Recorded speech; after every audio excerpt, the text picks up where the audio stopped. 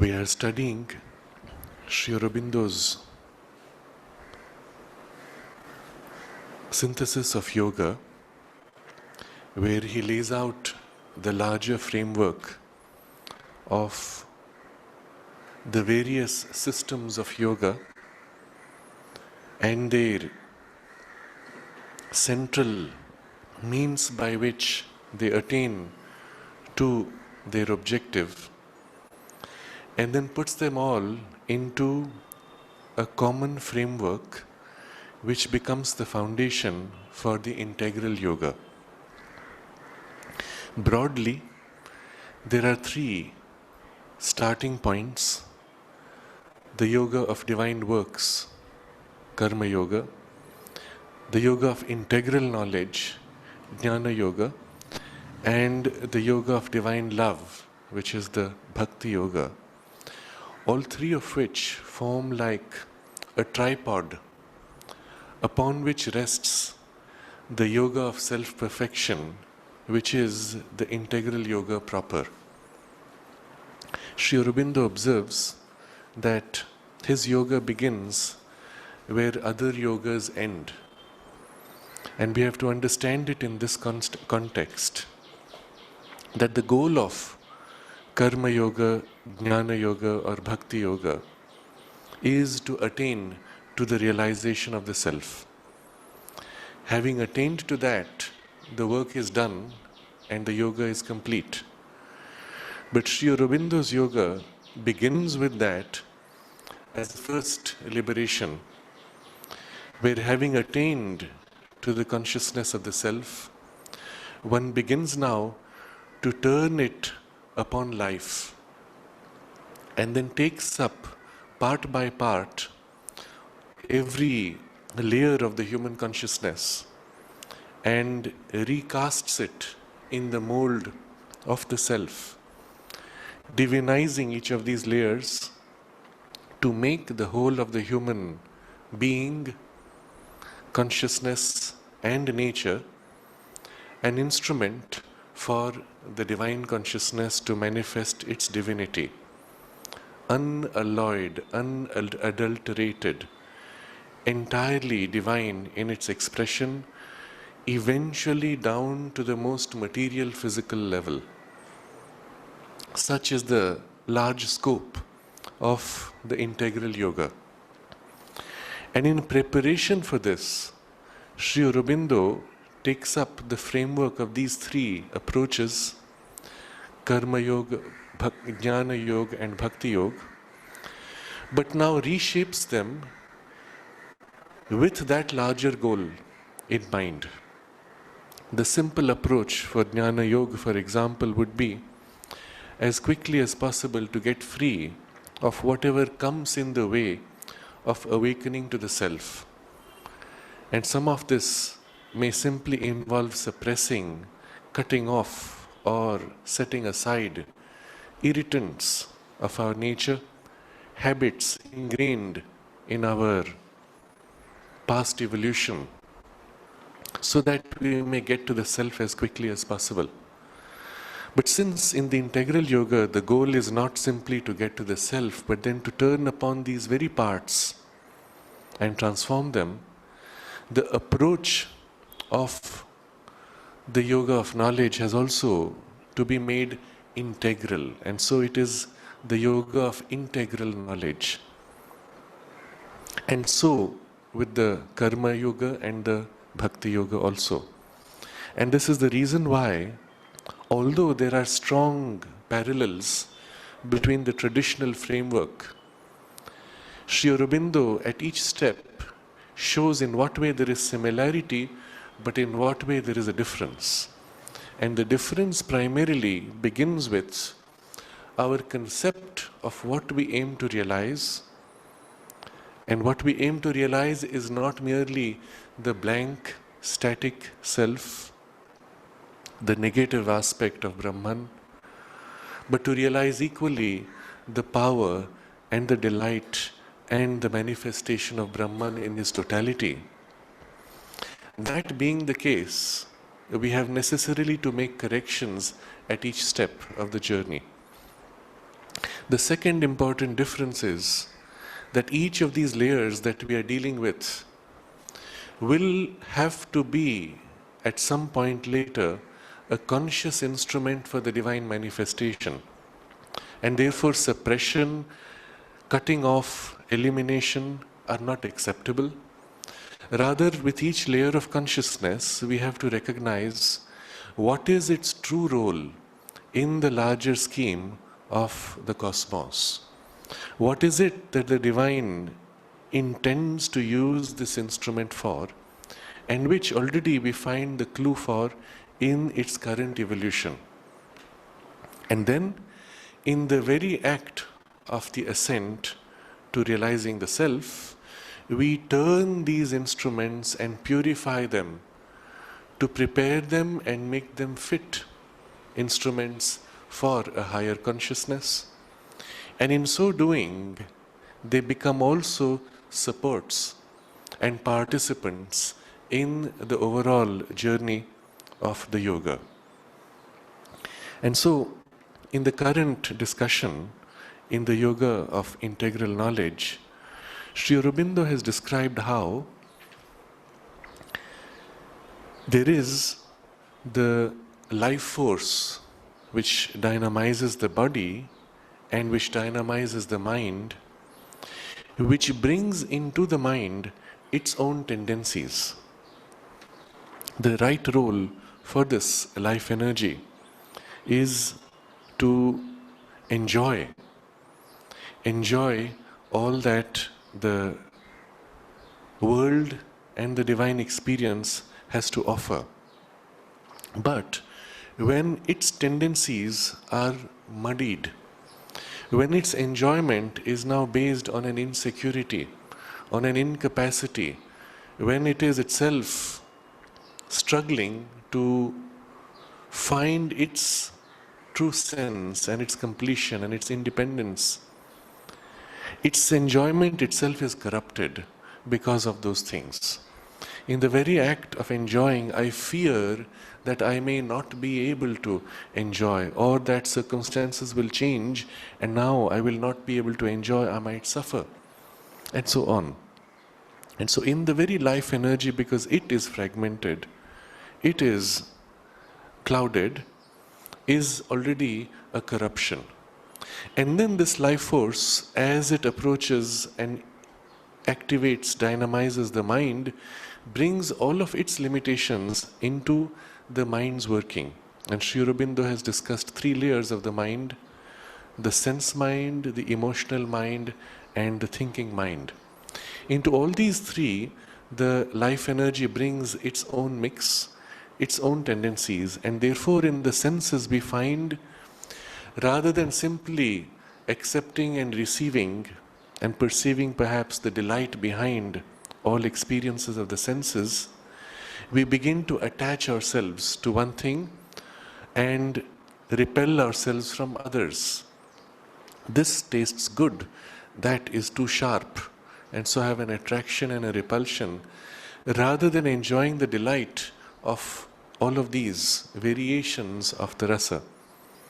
In the emotional mind, similarly, because of these tendencies of the division brought by life force, there is the opposition of love, hatred, anger, fear, dislike, like, etc. In the thought mind, similarly, instead of observing, understanding dispassionately and enjoying the delight of the knowledge and opening to the higher intuitive insights, the mind becomes pulled into these preferences and is further distorted by its own impulses of preferences, of self-will and the current of desire which fills the mind. Now, everywhere we see the common law of desire, and Sri Aurobindo then points out why it is necessary for the observing consciousness to separate from this desire mind. And this is where we were last time. He describes the process of standing back, observing, and refusing to identify with the emotional mind. And through a series of steps, eventually there is a calm and a freedom from the contradictions, the contraries of hope and fear, joy and grief, liking, disliking, attraction and repulsion. All these fall away from the liberated consciousness. Now comes the discussion which we paused at. What takes their place when all these dualities of emotions fade away? The heart is calm, clear, unattached. What takes their place?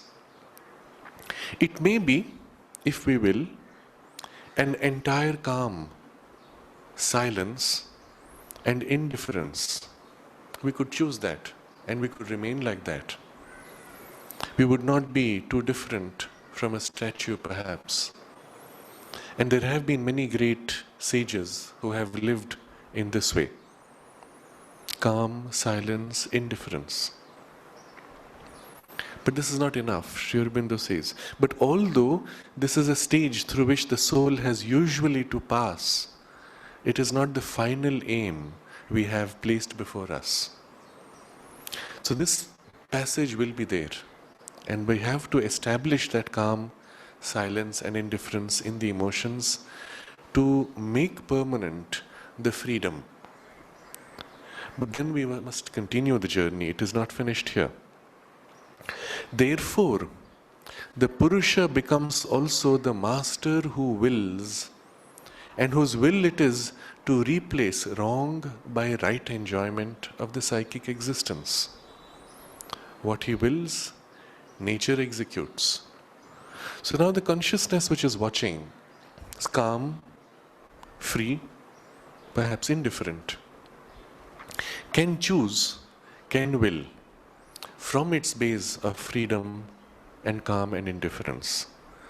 And what it can choose to will is, here was a wrong enjoyment in the past. Now there is a freedom from the wrong enjoyment. I could remain simply free and have no enjoyment, or I could act to replace it by right enjoyment in the emotional being. What he wills, nature executes. So from this poise of the consciousness observing, you can choose and make an effort to reshape, to change the whole balance which was there.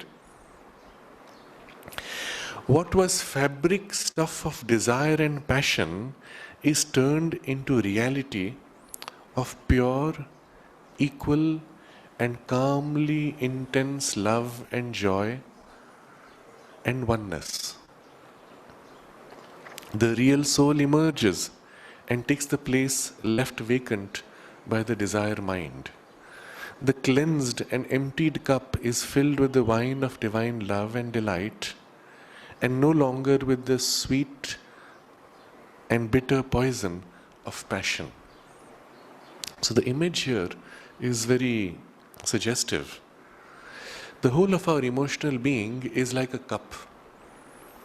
It has a form, and often that form is the very sense of the ego, the sense of separateness, with it the sense of limitation and incapacity. Just to push the analogy further, if the cup has to hold the ocean, what will happen? At best, it can take a piece of the ocean and keep taking pieces. And that's generally how our emotional being experiences the infinite delight, which is the base of this whole universe and this creation. A little piece, a little piece, a little piece. But in the very act of cutting off from the ocean, what you have is corrupted. You cannot experience the free play of the waves of the ocean when you cut away the water and separate it from the ocean. At any point in the act of separation is the insufficiency.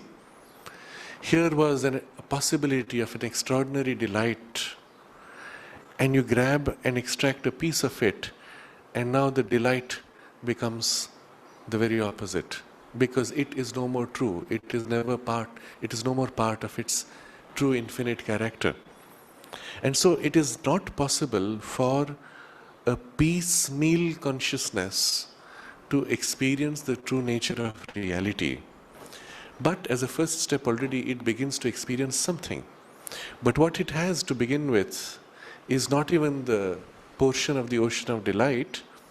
It has within it a bitter-sweet poison of passion.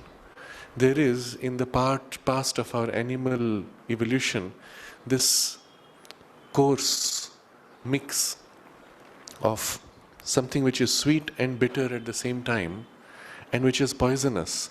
The more you engage with the strong drama of emotions, the more they cause you suffering and pain. And so this cup has to be emptied. And that having emptied, you can keep it empty if you so choose, but the real thing is now to refill it with something else. The wine of divine love and delight. Where does that come from?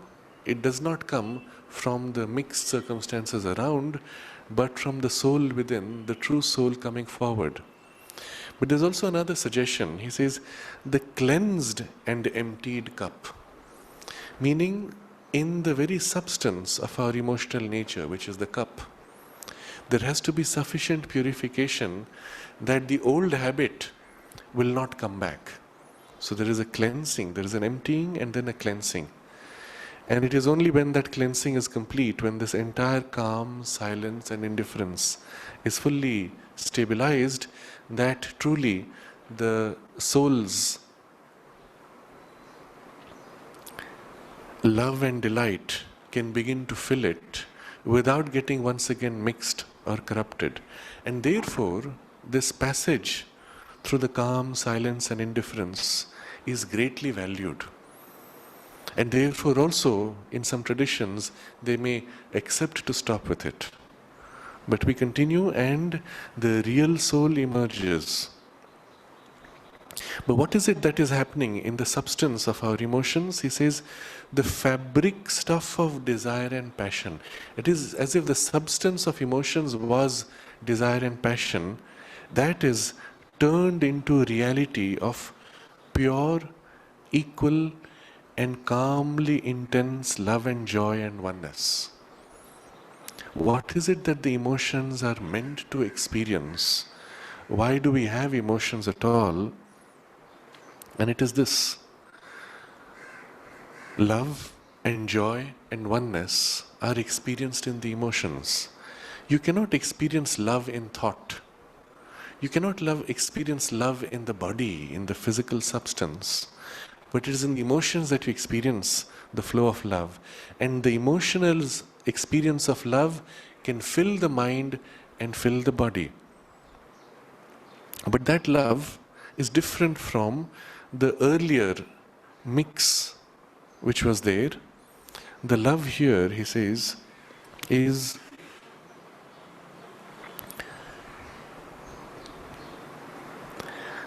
pure, equal and calmly intense, We have love, which we experience in so many different ways.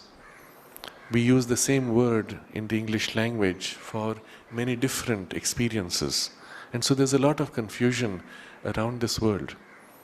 And so the first thing is the sense of purity of love. And the purity of love is known when it is essentially an utter self-giving of the consciousness. To what? To the only reality which is the divine. And when the inmost soul gives itself entirely to the divine, that movement of self-giving is the pure love. That is naturally equal, because it meets the same divine in the flower, in the dog, or in the enemy. And so the love can radiate equally to all things, to all beings, in all circumstances. And because it is based on calm, we would tend to think of this love as something very mild. But Sri Aurobindo points out that precisely because it is founded on calm, it can reach an intensity far greater than the emotional love. When the emotional love flows in our heart, yes, it is sweet and bitter at the same time, and it burns. It burns your heart, it burns your body, it clouds your mind. It is a passionate, clouded and mixed love, and it is conditional. It is tied to circumstances. It is dependent on response, acceptance, and so on. And although we use love for that same thing, it is much more a passion than the true sense of love, which is a pure, equal, and calm self-giving. But Sri Aurobindo says, because those emotions are so intense in their agitation, they cannot grow beyond a certain point without burning. It is in Savitri that he describes, I don't remember the lines exactly, where the very act of an emotional expression of enjoyment burns the whole nervous system. But what comes from within in the true love of the soul is, because it is founded on a calm, can reach an intensity far greater, more complete. It can meet the entire ocean and even embrace the whole ocean of delight and experience itself in the oneness of its completeness. Therefore, he describes it as a pure, equal, calmly intense love. And with the love always there is the joy. There is the joy of self-giving, the joy of belonging to the divine, the joy of a unique relationship with the divine that nothing else in the whole creation experiences. So distinct, so special, so unique, and at each moment new. Never monotone, never repeating, never old, always fresh, always new, always something new to be discovered in that relationship. And so, with the love is the joy and the oneness. Because it meets the divine, because it gives itself to the divine, not only above the universe, but in the universe and in all things, it senses always the underlying continuity, the underlying oneness of that divine consciousness, even though it relates to the divine consciousness in various forms. So this is the change that takes place. What was fabric stuff of desire and passion is turned into reality of pure, equal and calmly intense love and joy and oneness. So again, a subtle suggestion in this use of the word reality. While earlier it was fabric stuff, meaning it is constructed, woven from desire and passion like a fabric.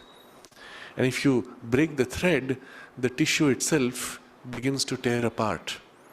It is fragile because it is built of things and the strings pull and limit.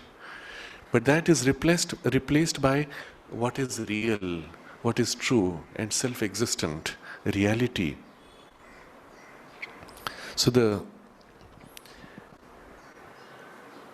I will use the word here transformation, but in a general sense, this transformation of the emotional being is replacing an artificial constructed pattern by something which is the underlying truth of the emotional being, into which the soul can fill its true nature, which is the divine love and delight, and the wine of divine love and delight fills the cleansed and emptied cup.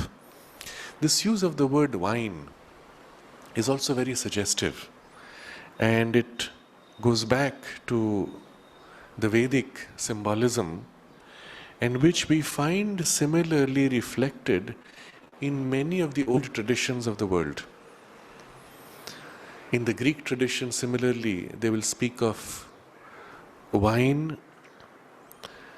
Dionysius, I think it is, who is the god of delight, but there's Bacchus, who is the god of wine. I'm not sure if I'm confusing, but there is a god of wine,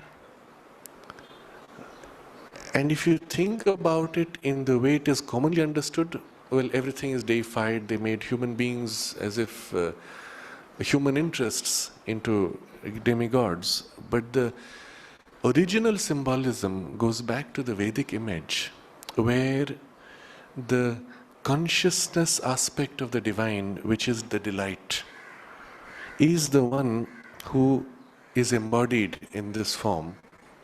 And it is not this physical wine, it is not this physical enjoyment, it is a divine wine and a divine delight. And it is a symbol which is seen in the physical wine. And so the symbolism the Vedas follow is this, that you have first to extract the juice from the creepers. Not just any creeper, there is the sacred creeper. You must take it and pound it. And when you pound, it releases the juice.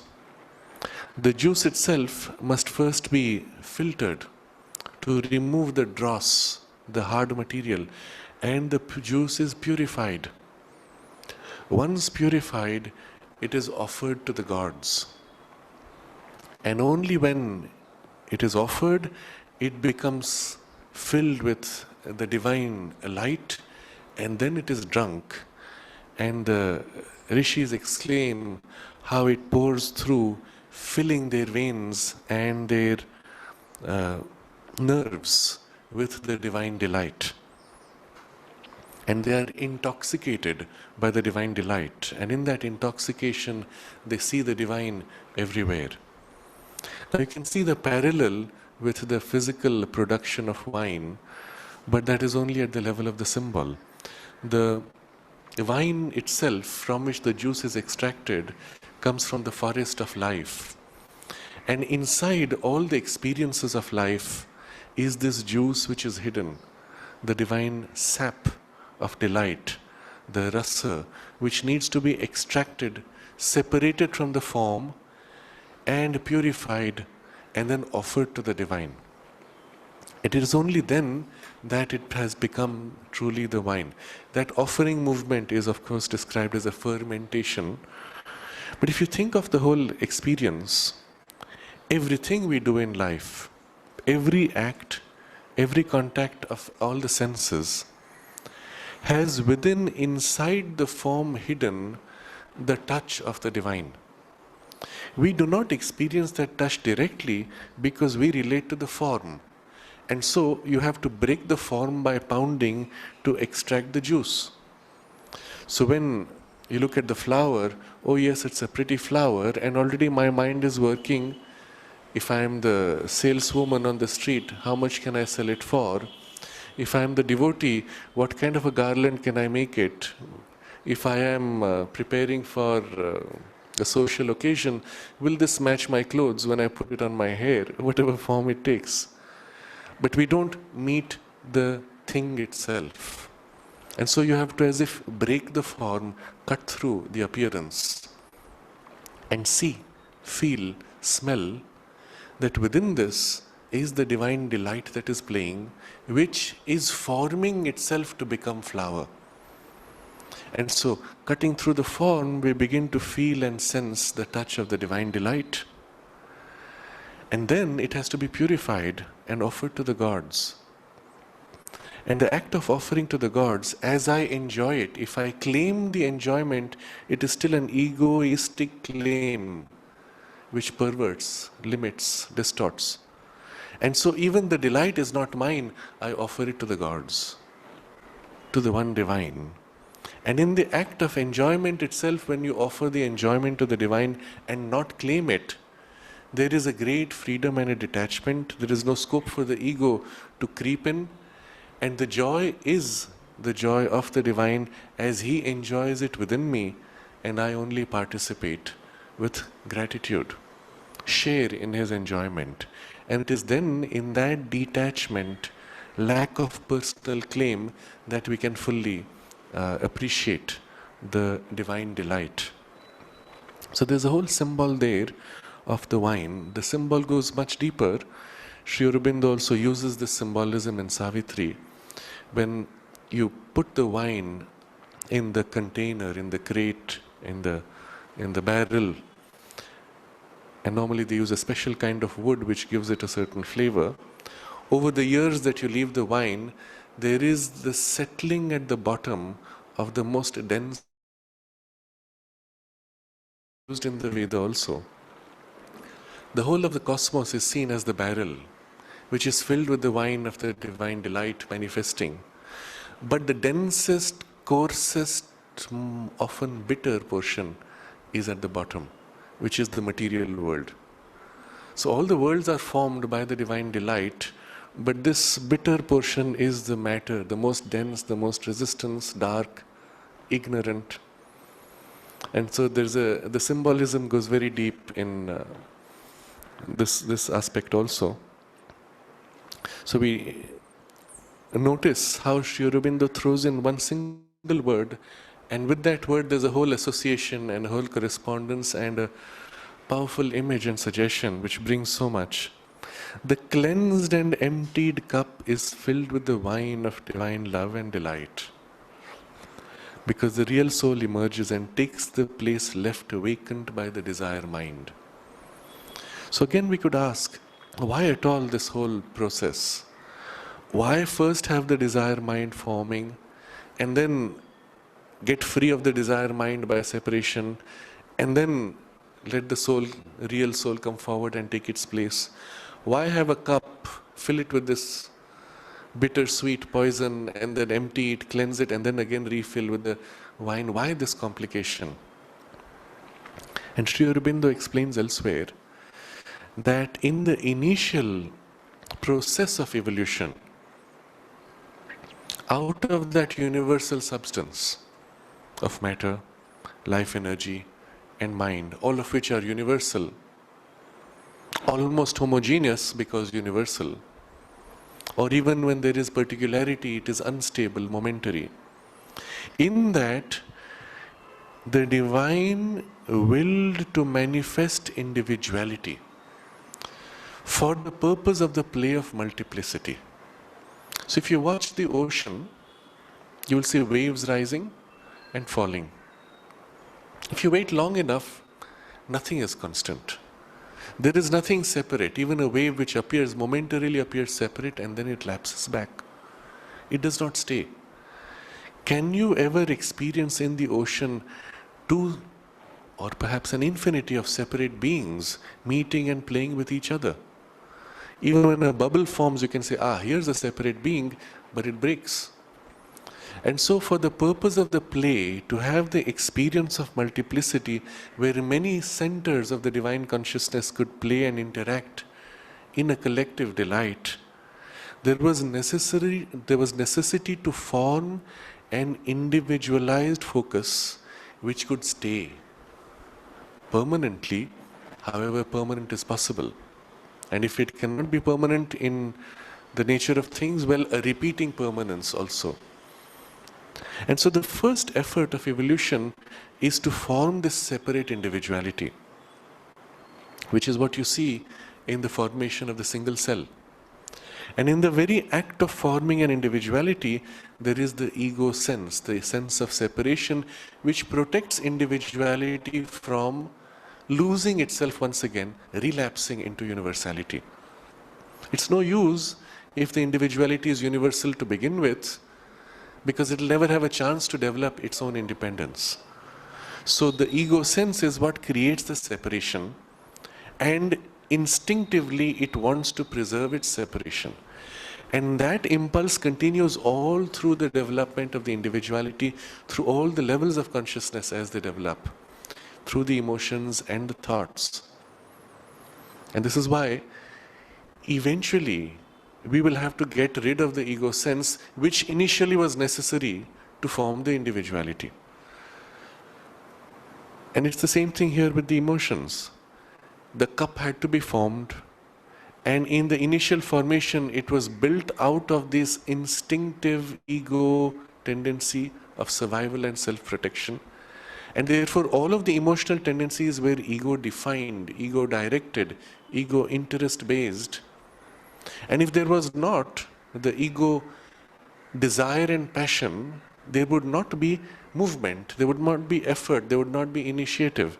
You will recall Sri Aurobindo describing earlier how this drive of the passion, he says, is the desire, is our liver, a motive of our actions, liver of accomplishment and bane of our existence.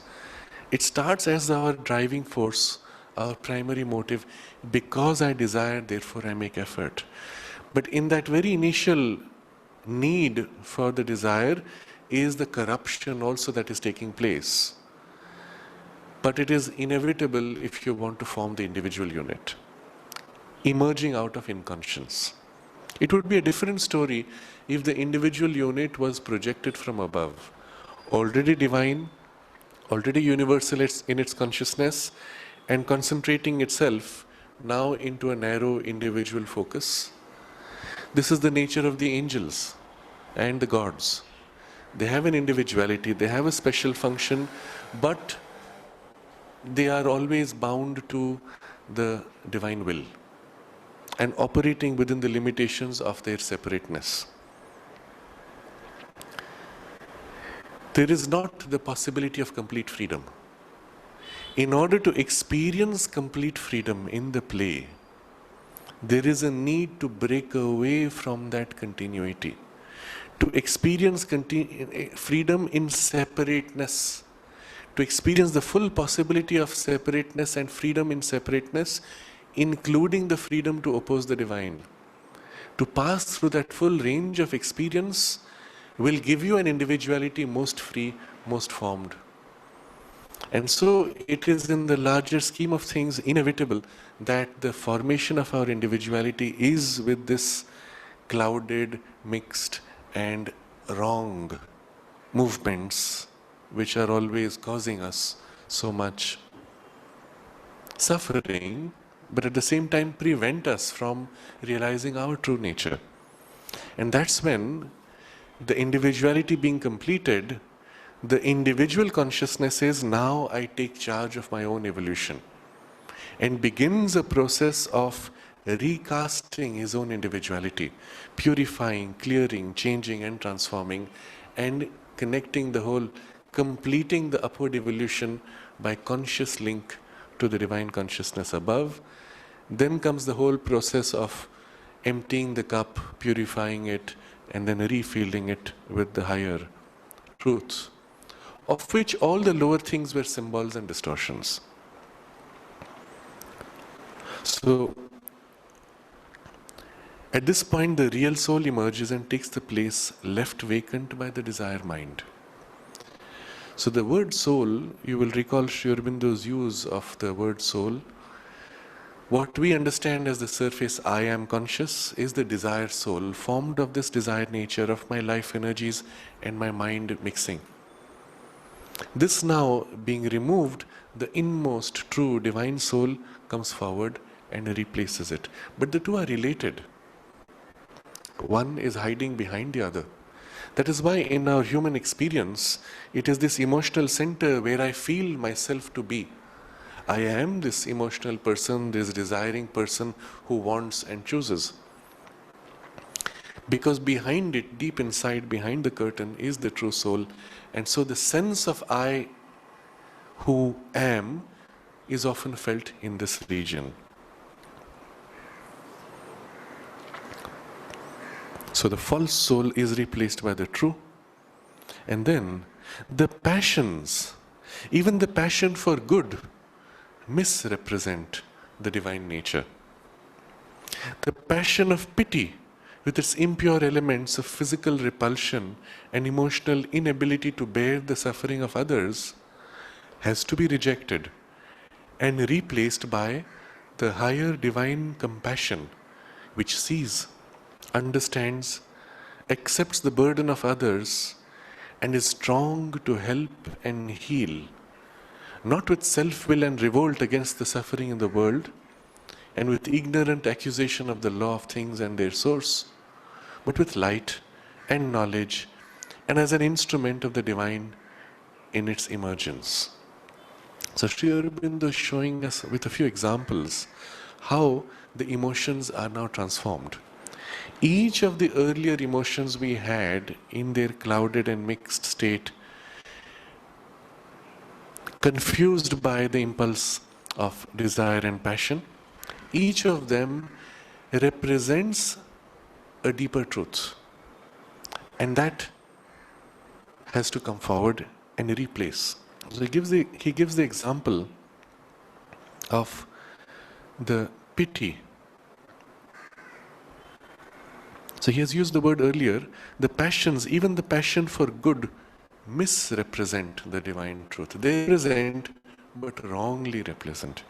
So taking the example of pity, what is it that we feel when we feel pity? You see somebody who is perhaps lame from birth, from some inherited disease, from some accident, or whatever the cause. We see the person struggling to do something very simple, and something in you, a part of your sentimental being, reaches out with pity. And you will notice here, in the pity, there is first a sense of aloofness, a separation. You do not identify completely with the person. There is something in it which you feel inferior. And so the first aspect of pity is this physical repulsion. Something which considers that state to be repellent. And then in emotions, there is a reaction. You feel the suffering that the person is suffering, but it is too much for you to bear. And you turn away sometimes, or you can't contain it. There's a agitation. So the emotional inability to bear the suffering of others. And then there is a reaction in the mind. Something of your personal will says, what is this world? What is this suffering? Why has God created such a terrible world? You accuse the law of things or the source. And this is to be replaced now by a different consciousness. What is it that replaces? So first you reject the pity and then replace. Replaced by the higher divine compassion, which sees, understands, accepts the burden of others, and is strong to help and heal. So you see the suffering in others, you understand why it is so. If nothing else, you understand that there is a chain of cause and effect within which everything in the world exists. Whether the cause and effect and the chain is justified is a different story. In the larger scheme, we can see its necessity. And so you understand. And the burden which is in the other person, that struggle and the suffering in the other, you can accept. And with a strength which helps and heals. You will recall the example Sri Aurobindo gives. When a child is weeping, let's say the child fell scratched his knee and he started crying. So the best way to help is not by crying with the child. His mother goes and says, don't worry, pats him, does some little magical gimmick to drive away the pain, makes light of it perhaps, distracts the child's attention, whatever is appropriate for that age and temperament. But you will see in the very approach of the mother a strength. Oh, here's a problem, I will lift you out of it. And so the strength not only to accept that there's a problem, yes, it's hurt, I know it hurts, and I carry you up and lift you from it. Strong to help and heal. Where necessary, and a child is sick, the mother will hold the child and even absorb the sickness of the child into herself. She will feel it in her body and then she will digest or expel it. But taking it upon herself even without getting overwhelmed. Well, because the child is still small, one can do it. Because the content of the energy is still relatively small. But if that was bigger than me, I would feel overwhelmed by that energy of sickness and I would feel repelled naturally. So it is only a consciousness which is large enough and free, not compelled by limitations, that can take the burden of others and is strong to help and heal. And so a higher divine compassion which sees, understands, accepts the burden of others and is strong to help and heal. But there was a third element which was the mind's response to this situation, not with the self-will and revolt against the suffering in the world and the ignorant accusation of the law of things and their source. So our limited mind, when it experiences this pity, has all this reaction. You revolt against the suffering. And in the extreme, you say, this world is not worth it. I would rather get out of this world. Or on the other side, you take a moral stance and accuse, why is the world made like this? I would teach God a lesson about how he should make the universe. Or blame the God for being a tyrant and so on. But instead, in the mind, there is light and knowledge, and as an instrument of the divine in its emergence.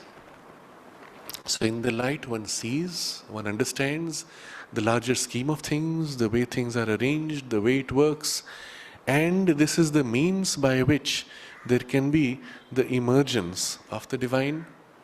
I myself, as an instrument of emergence of the divine, seeing the other also in a process of emergence, assist that emergence.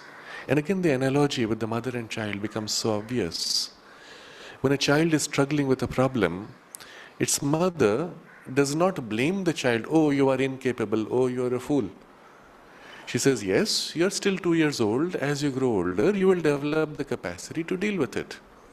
You are still 10 years old, and when you become, in another 2 or 3 years, your mind will develop more, and you will be able to handle this situation also.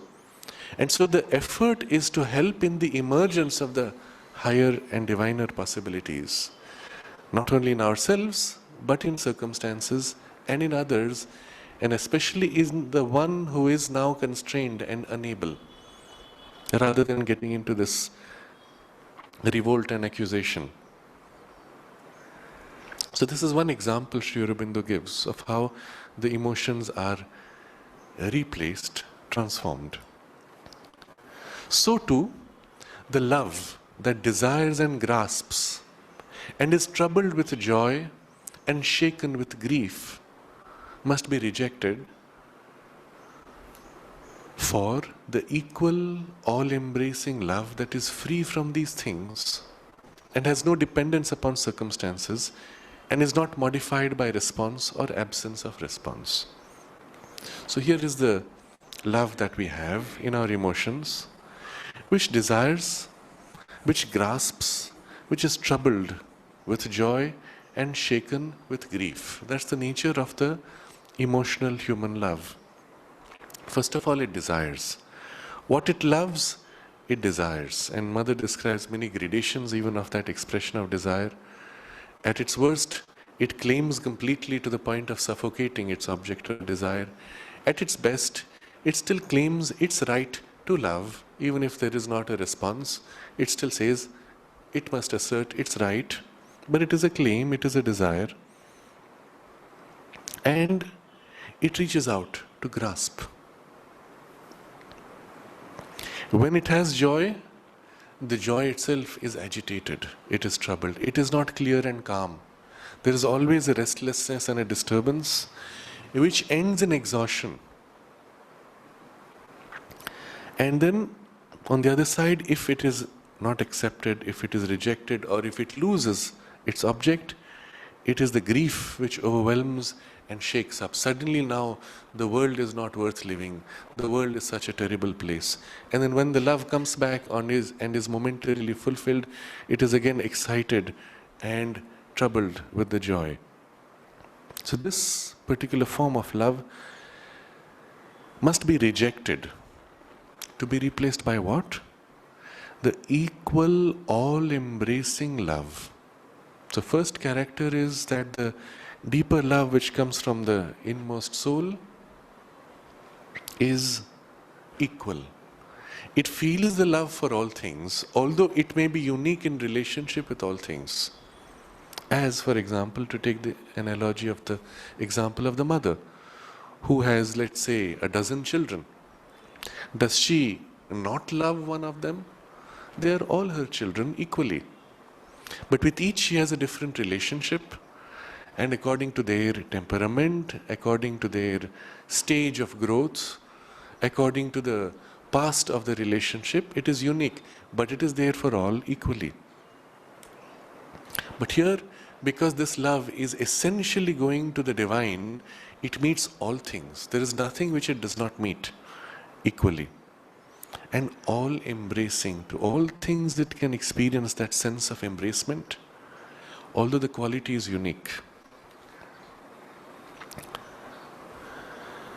Love that is free from these things, from those disturbances, and has no dependence upon circumstances, and is not modified by response or absence of response.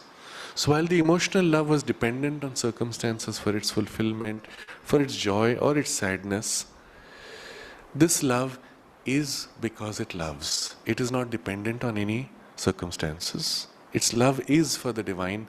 Circumstances are changing, but the divine is the one constant throughout. It can still enjoy the colors and variations in circumstances, and is not modified by response or absence of response. So whether the other accepts or not, it is still there. I'm reminded of a very vivid, extreme provocation of which I heard a narration in the mother's life. It was narrated to us by the person who provoked the mother, a person by the name Bala, who was mother's driver for a while. He was the son of the maid servant who was serving Sri Aurobindo. And the mother, in her compassion, of course, accepted not only to give the maid servant whatever was her due, but the child of the maid servant was blessed by Sri Aurobindo and the mother named by them, and the mother treated him as a child in the ashram, as an inmate, being given full facilities for his education and growth and so on. And still, because he was not really in the framework of the ashram, mother gave him a job, and that was as her personal driver. And Bala narrated to us how at some point, he doesn't know what happened to him, he was very upset with the mother, and on some trivial issue, he made a huge scene. And there was a large number of people. Mother was leaving to go in her car, and in front of everybody he began to rebuke the mother and insult her. And then he said these words, I still remember. He said in French, "Mère, vous êtes pire que les créoles." Mother, you're worse than the Creole. Creole are supposed to be the Indo-French of a not very cultured type. And she says, "Mother, you're worse than those worst of those people." And throughout all this, while he was abusing her loudly in front of a group, he said the mother just watched him with a calm, serious face, but calm. And then after he had finished, she tapped him on the head and said, there's a little dark spot which is spinning inside you. All right, you want to leave? You can go. When you are free from this dark spot, you can come back. So imagine the compassion, not only recognizing what is happening in him, but compassionate enough to accept him back. Any human in a normal ego response would have said, how dare you speak like this? I have done so much for you, you ungrateful wretch. Get out and don't come back before me again. You know, that's the kind of response we would have had. And she just sees the problem. Oh, you've got this little thing inside your head. Once you're free of it, come back. And so he left. And then later he says, of course, later he was free of it and he came back. And she accepted him with the same compassion as before. But you see here the nature of the consciousness, which is free from the human passion, desire, reaction, responses. And whether it is accepted or not, it is still expressing the same equal, all-embracing love, not modified by response or absence of response, not depending on circumstances. Now this Sri Aurobindo gives as an indication of how there is this replacement of emotions by the true expression of the emotions. But it is not meant to be the theme of this discussion, which is primarily centered on the yoga of integral knowledge. It is only a question of now of separating from the emotions, but keeping in mind that eventually this whole thing has to be transformed and the replacement by the true soul. So having given this example, he keeps it for later. He says, but of these things we shall speak farther when we consider the yoga of self-perfection. Now the discussion itself moves further. We have the two extremes of possible state of our emotional being. One side, remember, we had the choice to be calm, silent, and indifferent. And the other side, the active joy and love. And you can choose. You can choose to hold this state or work for this state. But they are opposite. Which is the true state?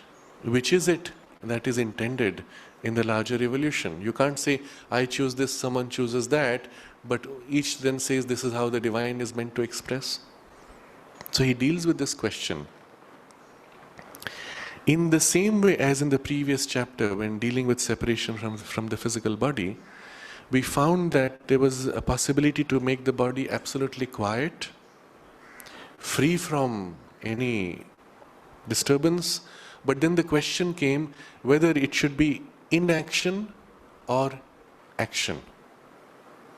And there was a discussion there of how it is possible to rise in consciousness above so that both holding the body in silence without movement and flowing in full intensity of movement, both are seen as aspects of one free consciousness.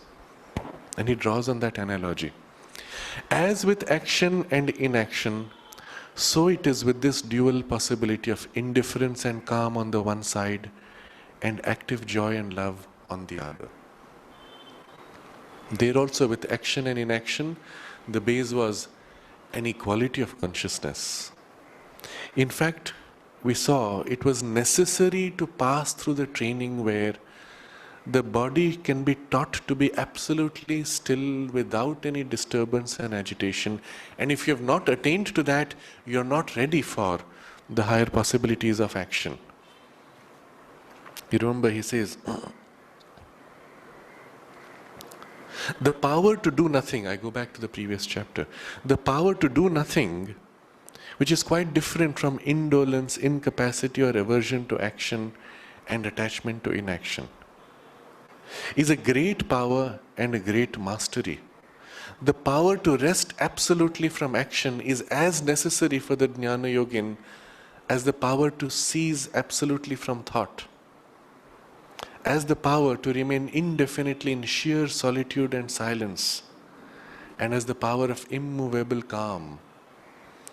Whoever is not willing to embrace these states is not yet fit for the path that leads towards the highest knowledge.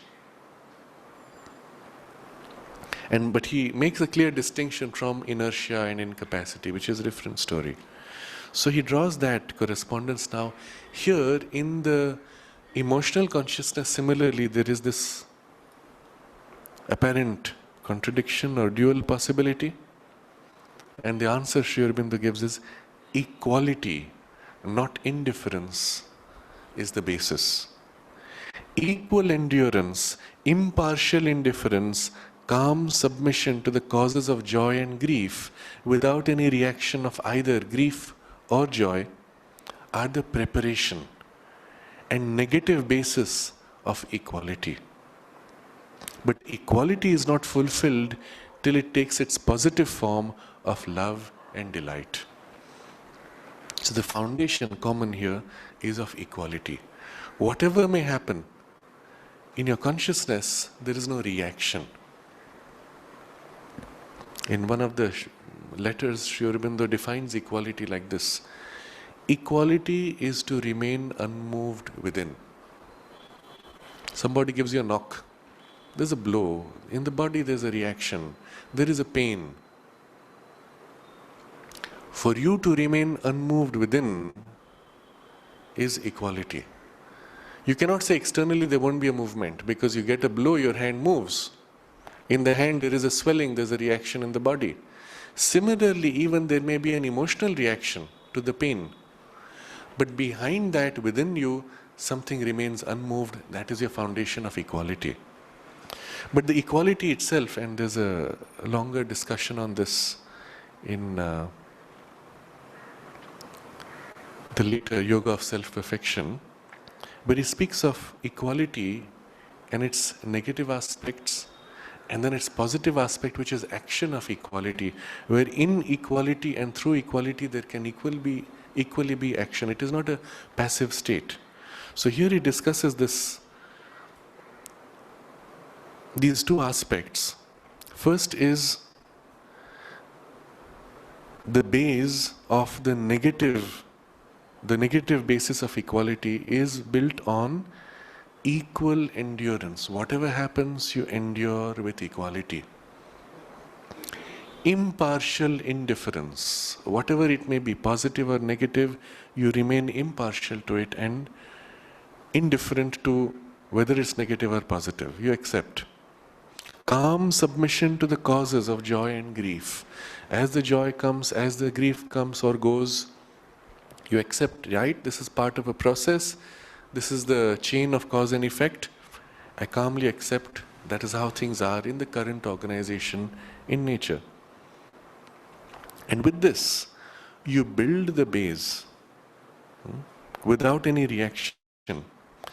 You are preparing yourself to build a base of equality, but on the negative aspect. You do not react, you refuse to get disturbed by anything, positive or negative. But it is not completed until the positive side of equality is now developed, which is love and delight.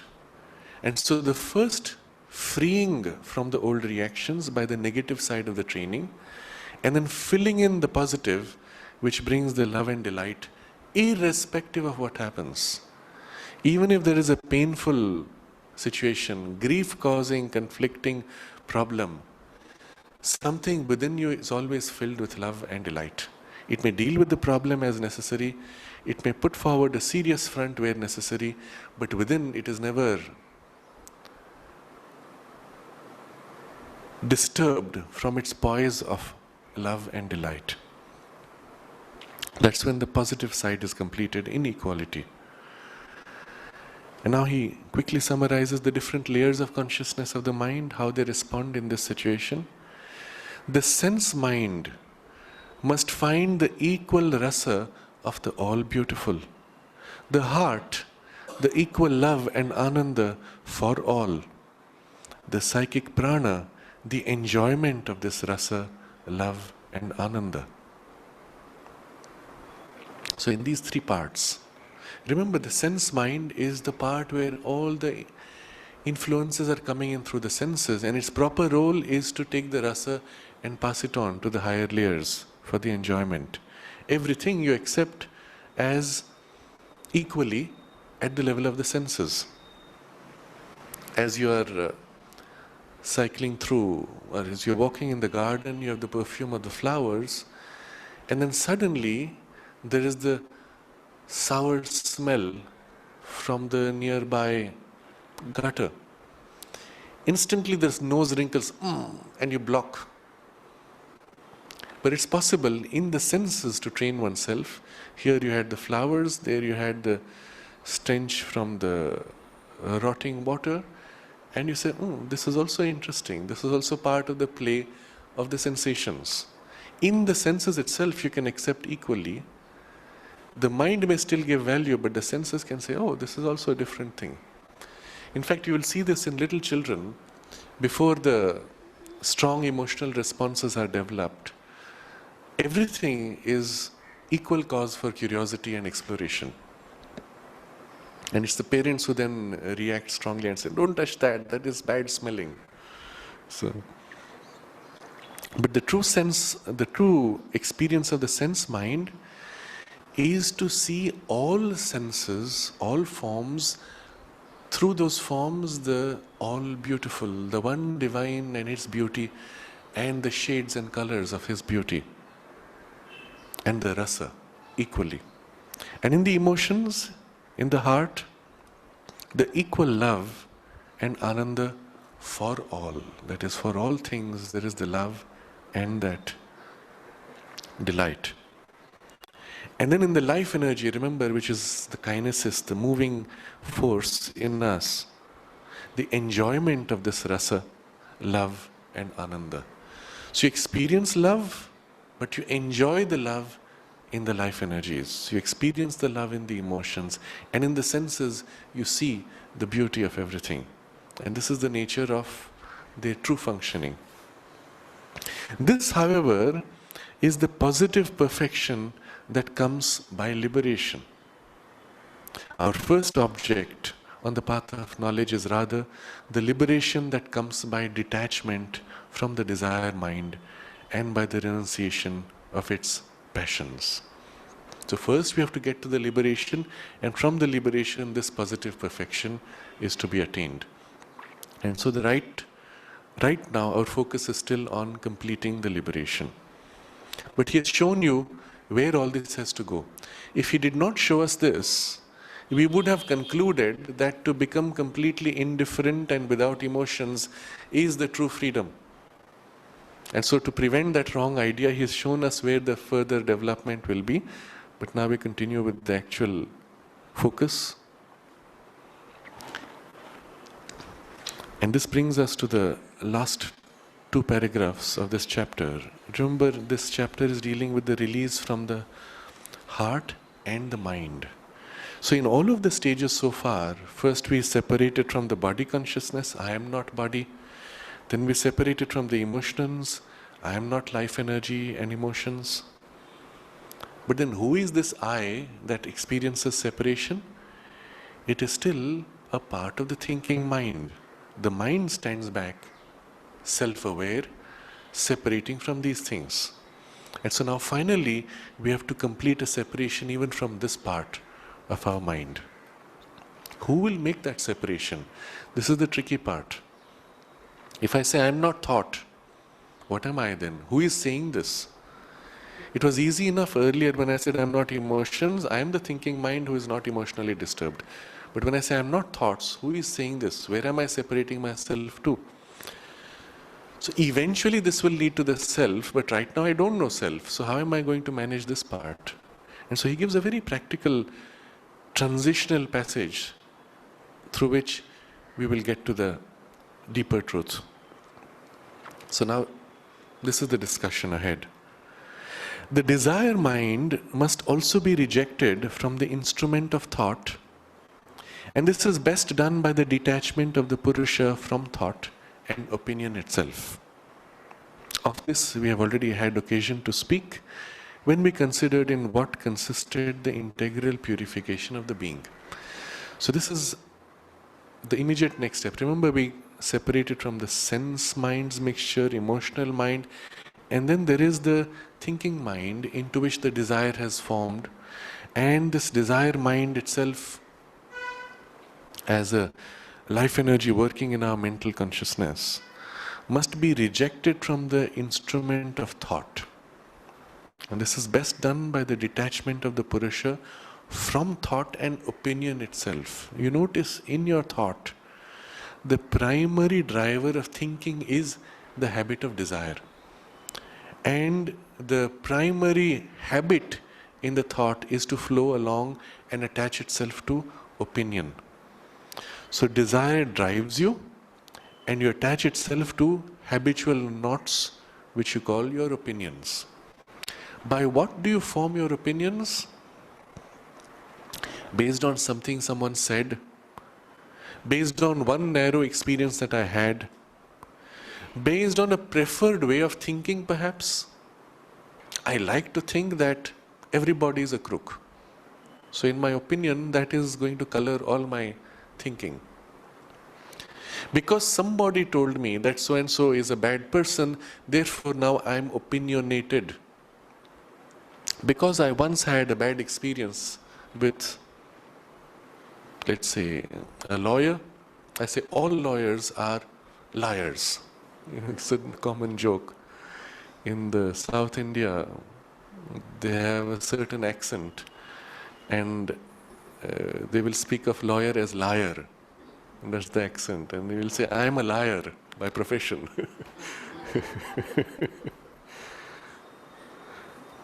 But this opinion now fixes me, and I'm unable to see true when I'm before a different situation. So this must be rejected because it's part of the desire mind formation and habit. And of this we have had discussion.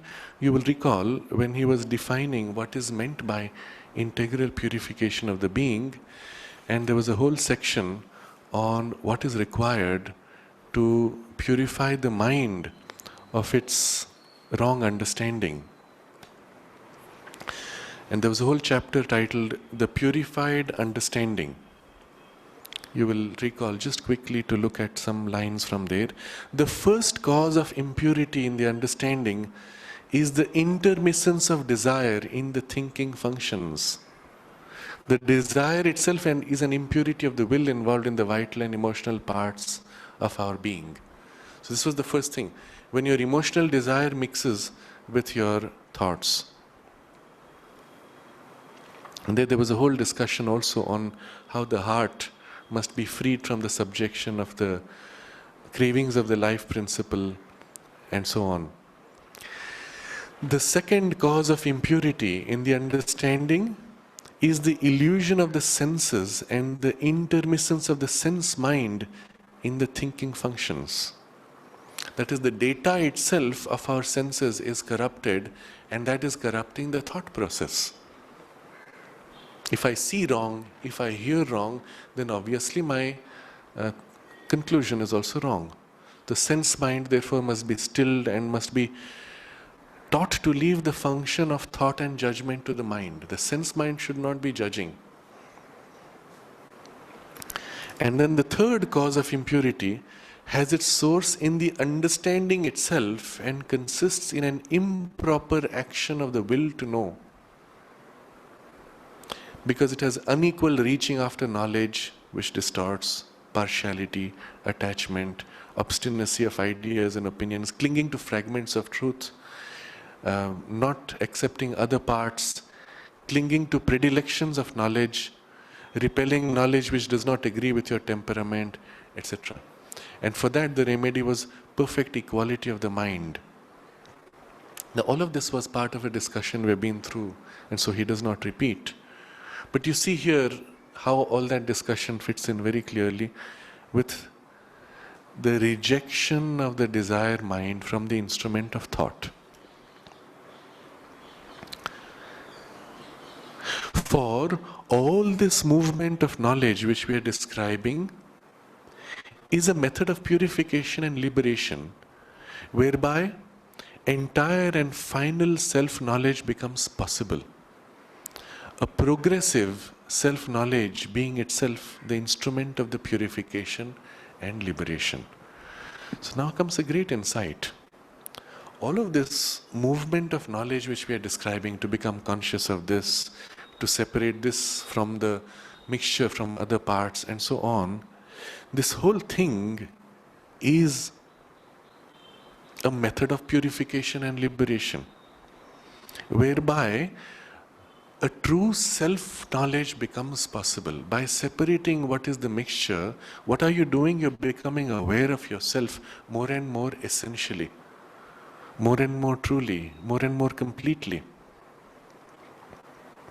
And this progressive self-knowledge, this progressive growth of your awareness of who you are and what your layers of consciousness, this progressive self-knowledge being itself the instrument of the purification and liberation. The moment you become aware, already you become more free and you are able to purify from the mixtures. Now if you see, essentially the whole thing boils down to becoming conscious, and in the act of becoming conscious, separating the mixtures. And that itself becomes your means of purification. And by that means of purification, you become more conscious of your own true consciousness. And the whole thing is a self-sustaining cycle. In fact, a very large part of the initial phase of the yoga can be done just by this. Observe, become aware, clear the mixtures, as a result of which you become more aware, more conscious, which makes you able to be more clear, and so on. Until you become conscious of something which is almost like a pure awareness, not dependent on the senses or the body, not dependent on the emotions or even not dependent on the thinking.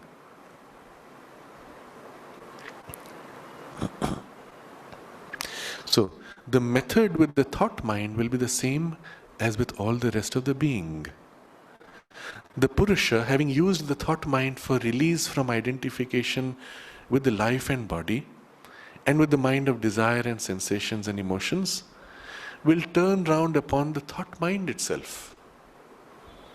So far, the person I used my thinking power to separate from the body, from the life energies, from the emotions. But who's willing? I, the consciousness, using the thought mind, identified with the thought mind. I am thinking. Therefore, I am conscious. I know that I am conscious. You recall the famous statement of Descartes, I think, therefore I am. Of course, in yoga we reverse it. I am, therefore I can think. But right now, I am is identified with I am thinking. Therefore, I am conscious that I am thinking, and therefore I am conscious that I am conscious. I use this center to separate from the body and from the emotions. But I now have to separate from this thinking part itself, to turn around upon the thought mind itself, and will say, this too I am not. I am not the thought or the thinker. All these ideas, opinions, speculations, strivings of the intellect, its predilections, preferences, dogmas, doubts, self-corrections are not myself. All this is only a working of Prakriti, which takes place in the thought mind. Thus, a division is created between the mind that thinks and wills and the mind that observes. And the Purusha becomes the witness only. Now this whole sentence, the way he has formulated it and its result, is very suggestive and actually captures many secondary steps taking place. And so it's useful to dwell upon each of them. Remember, there's a momentum. I am not body, I am not emotions, I am not. This too I am not. So there's a kind of a momentum. I have been detaching myself layer by layer, and now finally I say, this too I am not. What is this which I am not? I am not the thought or the thinker. Again, this captures subtle steps in between. First, you disengage from the identification with the thought process itself and the thought itself. The act of having a thought is obviously not me. I am having the thought itself is not me. So I'm not the thought. But the thinking person who is involved in the thought is also therefore now possible to separate from. Because the thinking person is involved in thought, is part of the thought process, and I can separate from it as I separated from thought. Because I can stand back from thought, I can stand back from thinking process and say, today my thinking is not very clear. So I am not either the thought or this thinking part, not the thinker. And then, having done this, you're observing, in this mass of your mental consciousness are ideas, opinions, speculations, etc., which you have accumulated from the past. This forms your sense of mental identity. I am this person who likes this subject, who thinks in this way, who has these beliefs and opinions and experiences. Now that itself you discard. So the whole bundle of ideas and opinions accumulated over the years, I now separate and throw out. All these ideas, opinions, speculations, strivings of the intellect, etc. Sri Aurobindo recalls a very interesting incident indicative of this, and also corresponding to the previous analogy with the cup. He says in his own sadhana, he had reached a very advanced stage. But then there was a block. He was unable to move farther. Now this advanced stage is much more than just the thought which we are discussing. But it was full of deep, intense, complete spiritual experiences, including all the infinities and eternities. So it was an advanced stage. But there was a block. He was unable to proceed. And it had gone on for many months. And one day he was sitting there on the veranda. There was a cup of tea before him. And on the road, there was a crazy sadhu. He was known as a crazy sadhu because he would be wandering around all over the place, pretty much living without any ownership of or any place to stay. He would be living on the road, had a crazy look. The crazy sadhu was walking on the road, suddenly entered his house, came up the stairs, came up to Sri Aurobindo, lifted the cup of tea, poured out the tea and put it back and walked out. So you'll say crazy sadhu. But Sri Aurobindo saw something deeper. He said he was given the clue to the problem. And he said all the experience he had had, which were so complete, the cup had to be emptied. And so it took a different turn in the sadhana. All those experiences, however great they were, they have to be set aside before one can go to something greater. And of course the breakthrough was made and he went on. Something like this happens with the development of the intellect. At first in our journey, we enjoy so much, new thoughts, new ideas, and the way you can play with ideas, you can develop the powers of your thinking mind. And so in the teenage, you're experimenting with all this, and it's so fascinating. And you fill yourself with all the wonderful ideas and philosophies and the way people have thought and all the knowledge of the world and everything. And of course, it is always mixed with your own opinions, speculations, and etc. But you've built up all this knowledge, which has its own arrogance, of course. I know so much. And there comes a point where you have to let go if you want to go beyond the mind. Because the nature of the knowledge, cognition itself is fundamentally different in the above mind consciousness. And at some point you must allow the mind to let go and even to become, one feels briefly like that, stupid. I can't think anymore. And that's when you're ready for this higher experience of knowledge and cognition, where you can open to all knowledge and true omniscience. The thinking power itself, which was so valuable for you, has to be let go. Sri Aurobindo recalls another incident when somebody, it was again in the early years before the ashram was established. So he was very free with the experiences that he was giving to people. Somebody came to him and said, I want to have experience of silent mind. So Sri Aurobindo told him, sit down there. And then he went on reading his newspaper. And that man was sitting, and suddenly he found his mind becoming completely empty. And after a while he found he couldn't think anymore. And he was getting agitated. He was trying to think and he couldn't think. The mind was completely silent, stunned into silence. And after some time, when he found he couldn't bear it, he jumped up and shouted, I'm going mad, I'm going mad, and he ran away. And Sri Aurobindo comments on this. He says that this is typically the reaction when the mind is prematurely given an experience. It is not yet ready for that, and it doesn't know what to do with it. And rather than accepting that silence of the mind, he was struggling to fight it because it felt so strange, so new, and so uncomfortable to a mind which was still, it needed the activity of mind to feel that I am alive, that I am conscious, that I have a mind even. The complete silence made him feel, I don't have a mind anymore, I am going mad therefore. So there is this transition where these things have to be let go. And here, in the act of separating from the mind, it is precisely these things which we have constructed, with which we have identified with as our mind, as our identity of consciousness. I am the one who is like this. That we now discard and throw away. It's a very powerful experience, liberating. When you actually say all these ideas and opinions which I've cherished, which are mine, I created them all these decades, all these are not myself. And this includes all the dogmas, doubts, self-corrections are not myself. And you separate from it. But it's the tricky part because most people find it difficult to let go of that identification. It is so much of yourself.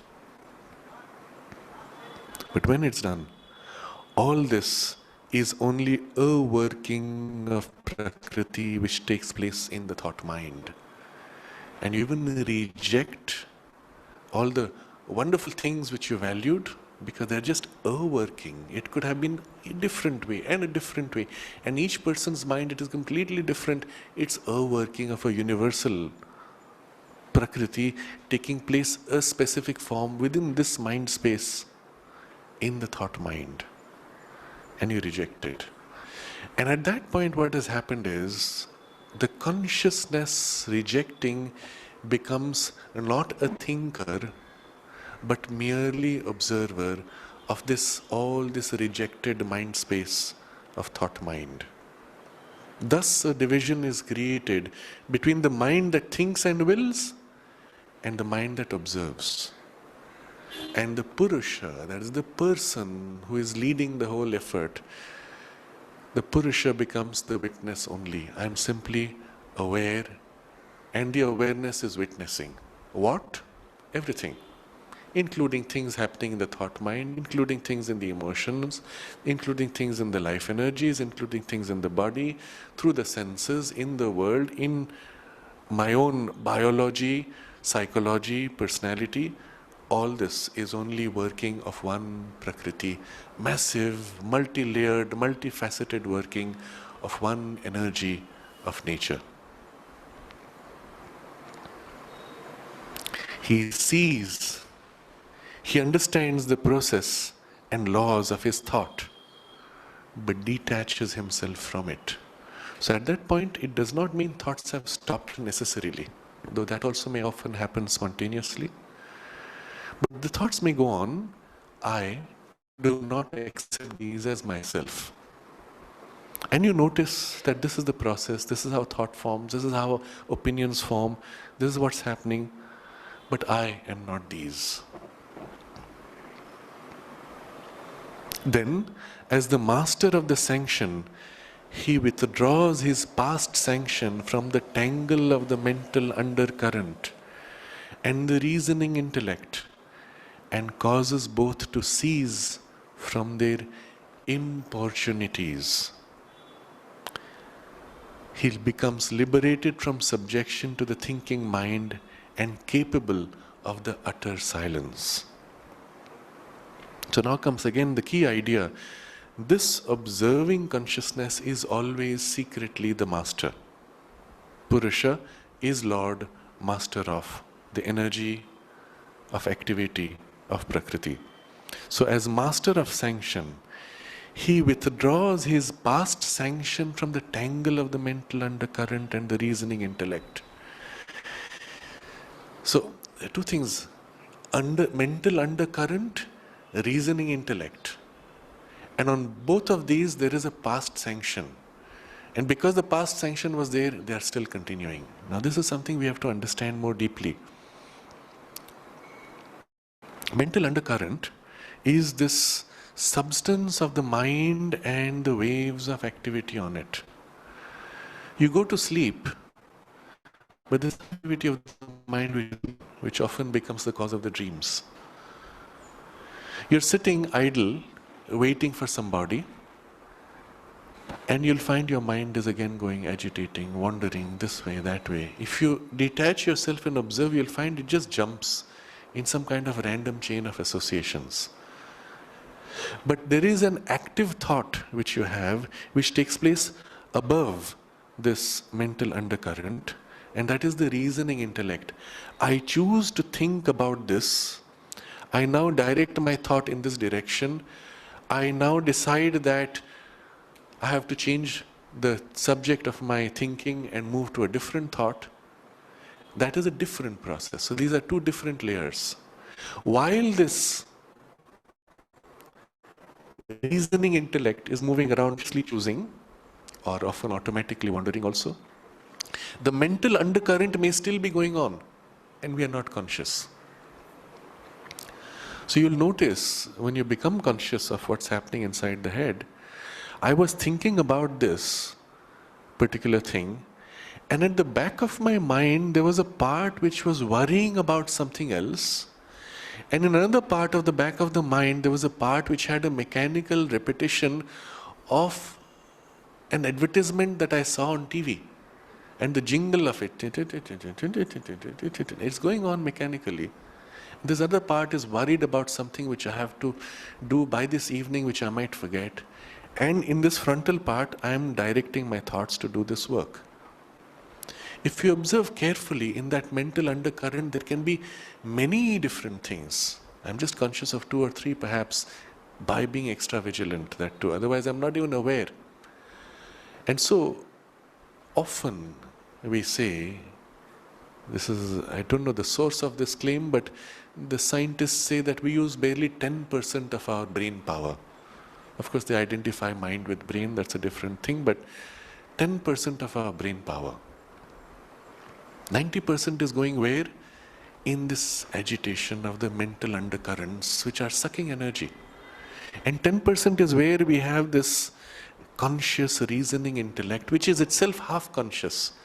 I don't know what I'm thinking. I'm just following mechanically the impulse of my thinking. It's a little more than that even. The latest understanding of the brain, because our understanding of the brain is deepening. In fact, we blur the distinction between brain and mind, but still the latest understanding of the brain claims the actual capacity of the brain to remember is so great that the entire content of the entire internet can be held in our brain as a memory consciously. That's the latest claim, because we've just discovered that the brain stores memories at levels which are so fine that there's enough space for all of that. Consider why we can't remember. Simply because of the agitation of this mental undercurrent, which overwhelms, clouds, mixes, and pulls into unconsciousness everything that comes in. It's only where consciously the reasoning intellect observes and makes a deliberate note that those parts remain in the conscious memory. So big, so important is this mental undercurrent. Where did this come from?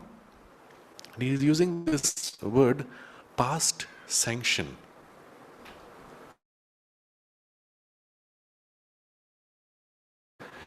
So this past sanction is a time when the witnessing consciousness actually said, I want to activate this mental undercurrent. When did that happen?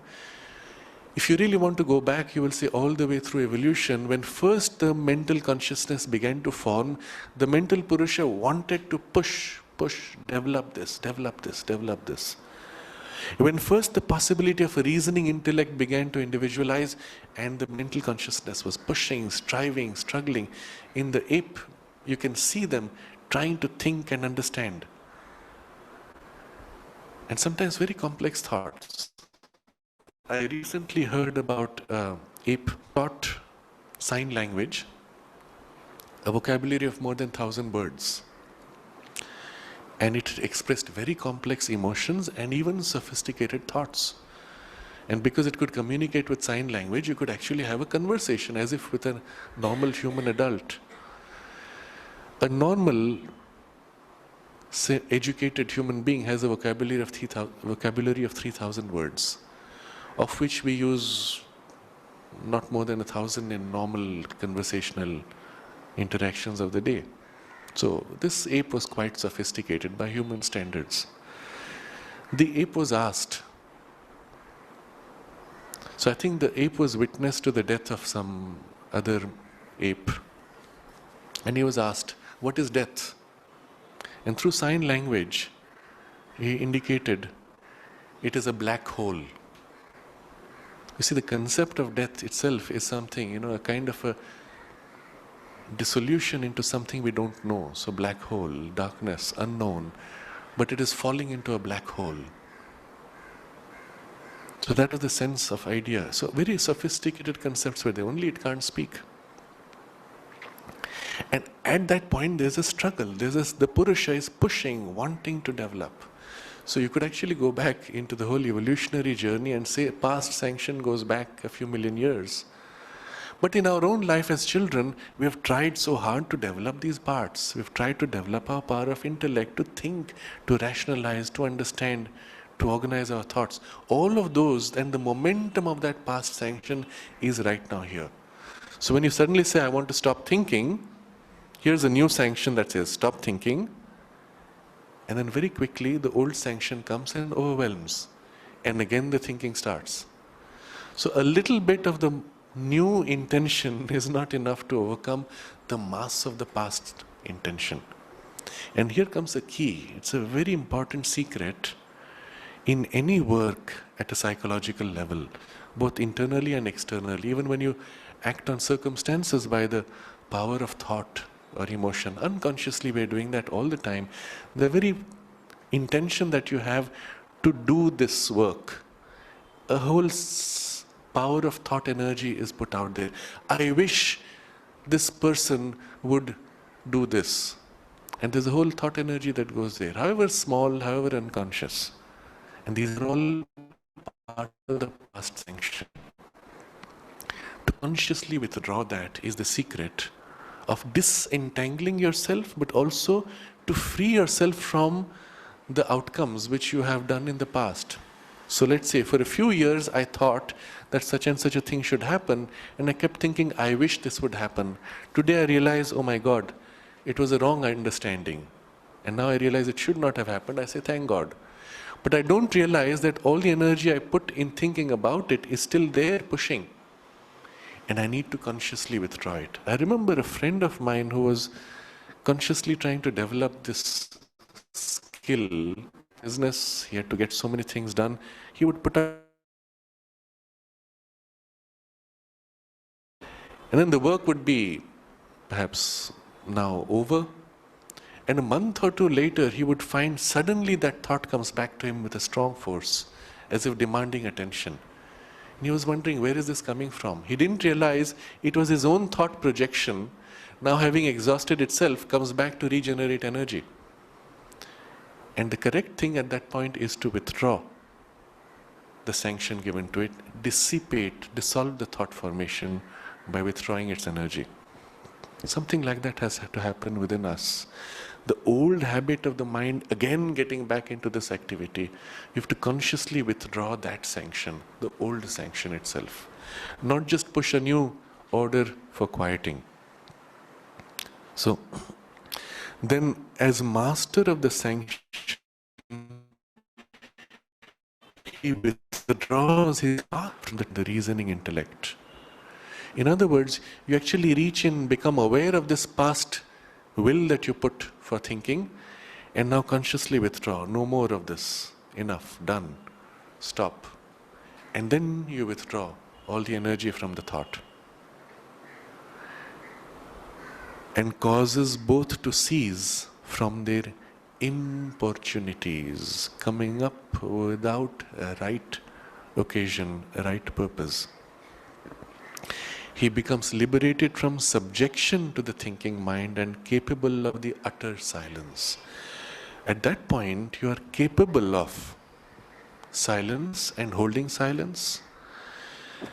You are liberated from subjection to thinking mind, meaning you are no more its slave. You can think if you want, but you are no more slave. You can choose not to think, and it stops. So this is the condition we come to in this last separation from the mind. You are still in mental consciousness. You're still aware as mind, but now as an observer who is also master, who can withdraw the sanction for the thought and be in silence. And eventually, as long as you like, in silence. And so the last paragraph we quickly read because it prepares us for the next step. Because right now you still don't have self. For perfection, there is necessary also the resumption by the Purusha of his position as the Lord of his nature, and the will to replace the mere mental undercurrent and intellect by the truth-conscious thought that lightens from above. So, just getting free of this thought is not perfection. It is the negative side. The positive side now is to replace this mental undercurrent and intellect by the higher knowledge, truth-conscious thought that lightens from above. It brings the light from above, and that will be willed.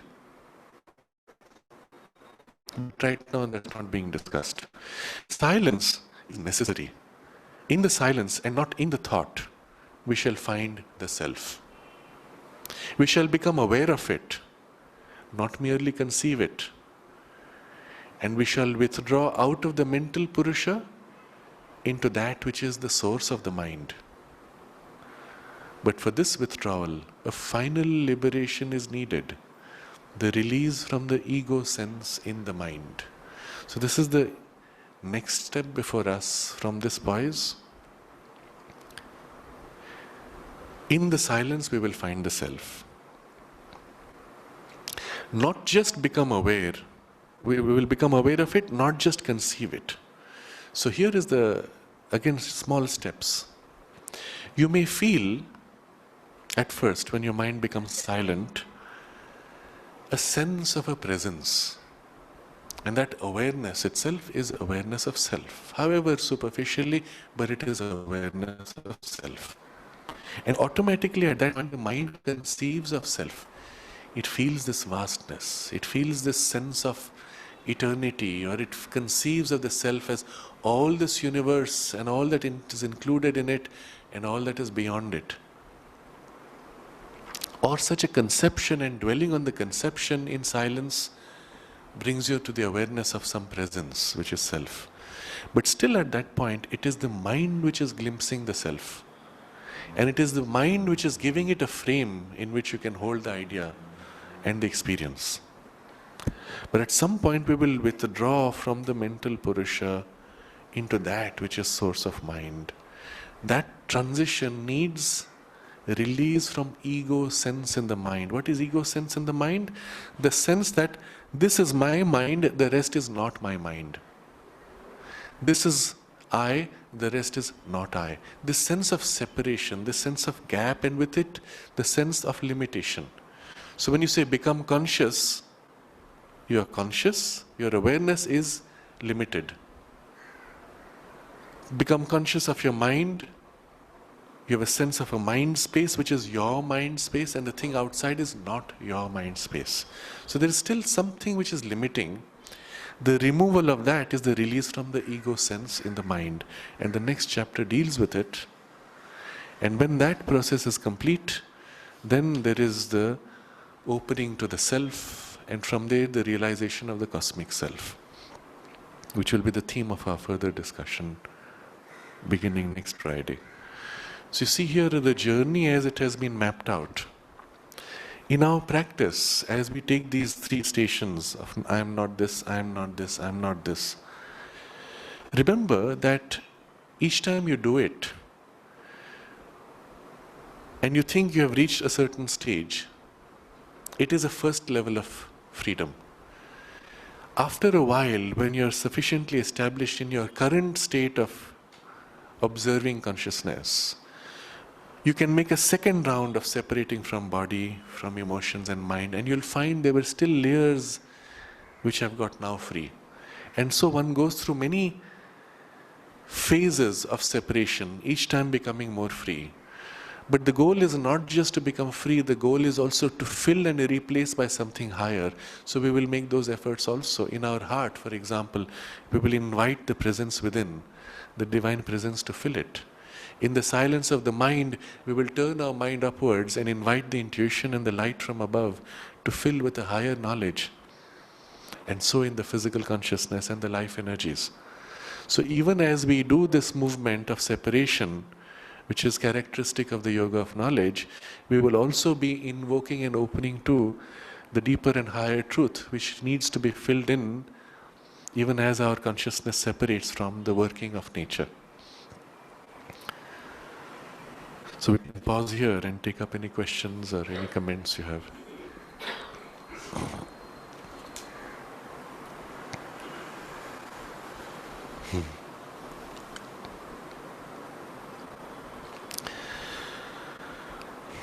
A very minute and detailed mapping, not only of human psychology, but of the processes, steps, difficulties, limitations and corrections of each of them, such as you will not find in any system or any text existing today.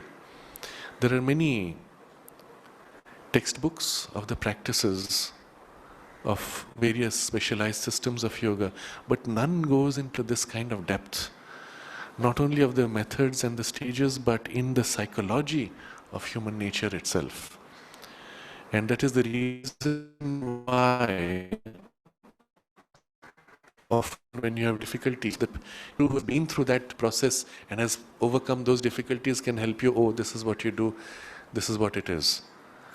But here, because the whole thing has been so deeply mapped out and articulated with such clarity, and with the touch of the experience itself, even when we have a difficulty, we have the clarity of the understanding to show you why, how, and what to do.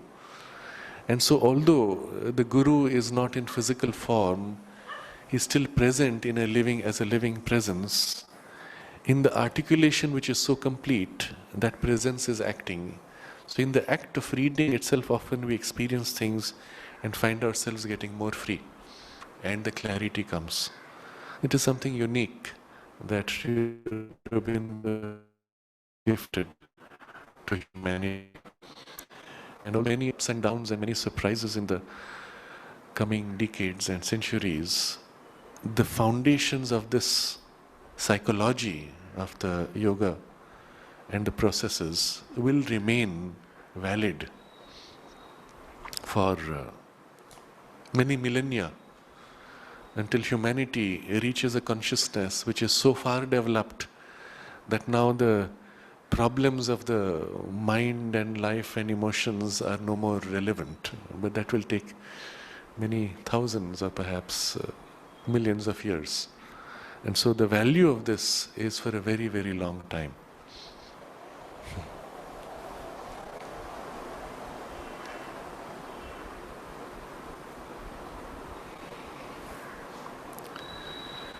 We'll continue next Friday.